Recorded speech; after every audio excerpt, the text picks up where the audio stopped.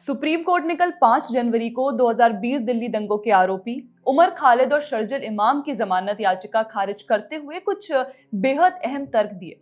देखिए, पहला कोर्ट ने यह कहा कि ये दोनों आरोपी अन्य आरोपियों से क्वालिटेटिवली डिफरेंट फुटिंग पर हैं, यानी इनकी भूमिका साधारण नहीं बल्कि दिल्ली दंगों की योजना और दिशा तय करने वाली सेंट्रल एंड फॉर्मेटिव भूमिका रही है। दूसरा ये कि दोनों के खिलाफ प्राइमा फेशिया यानी पहली नजर में गंभीर आरोप बनता है। तीसरा कि केवल जेल में लंबे समय तक रहने के आधार पर अपने आप जमानत नहीं दी जा सकती। और चौथा ये कि यूएपीए की धारा 15 में टेररिस्ट एक्ट की परिभाषा को स्पष्ट करते हुए कोर्ट ने ये कहा कि एनी अदर मींस का मतलब सिर्फ हिंसक साधन ही नहीं बल्कि ऐसा कोई भी तरीका हो सकता है जो देश की एकता, अखंडता और सुरक्षा को खतरे में डालता हो।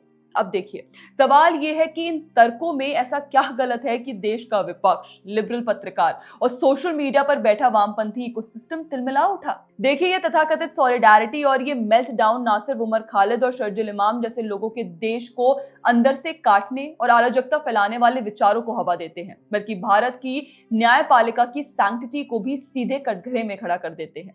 कथित पत्रकार राजदीप सरदेसाई कहते हैं कि जमानत खारिज होने का मतलब है कि यूएपीए के तहत कोई पर्सनल लिबर्टी बची ही नहीं। अरफा खानम इस फैसले को nothing but short of brutality बता देती हैं। कथित इतिहासकार रुचिका शर्मा इसे ट्रावेस्टी ऑफ जस्टिस कहती हैं। वामपंथी पत्रिका द कैरावान से जुड़े तथा कथित इन्वेस्टिगेटिव जर्नलिस्ट सौरभ दास लिखते हैं कि the supreme court has acted in the most cruel manner. Film लेखक दरफ फारूकी तो हद ही पार कर देते हैं। सुप्रीम कोर्ट को संघीय सुप्रीम कोर्ट और भारत सरकार को संघीय गवर्नमेंट ऑफ इंडिया कह देते हैं। और हंसी तो तब आती है जब वो दावा करते हैं कि उमर खालिद का भाषण भारत को यूनाइट करता है। जरा आप ये उमर खालिद की एक स्पीच सुनिए। Program is basically about against the occupation of Kashmir by the Indian state, and I make it very apparent here. I'm not from Kashmir, but I believe that what is happening in Kashmir is in an Indian occupation of Kashmir. सुना आप लोगों ने, यहाँ ये भारत के अभिन्न अंग कश्मीर को ऑक्यूपाइड टेरिटरी बताते हैं, भारत से आजादी की मांग करते हैं। Can we have an Azad, a truly Azad Bharat?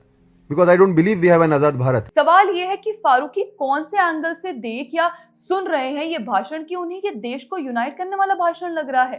देखिए, ये भारत को जोड़ने की बातें हैं या तोड़ने की। वामपंथी लॉबी की ये तर्क शक्ति वाकई गजब की है, बिना सर पैर की। और इतना ही नहीं, कांग्रेस नेता हुसैन दलवाई, उदित राज, पृथ्वीराज शावण, सीपीआईएम की बृंदा करात और पीडीपी की इल्तिजा मुफ्ती सभी के सभी इन दंगों के आरोपियों के समर्थन में उतर आए और अपने ही देश की न्यायपालिका को कोसने लगे। और इसी इकोसिस्टम की सोच का नतीजा है कि कल उमर खालिद और शर्जिल इमाम की जमानत खारिज होने के बाद जेएनयू के हॉस्टल के बाहर नारे लगते हैं।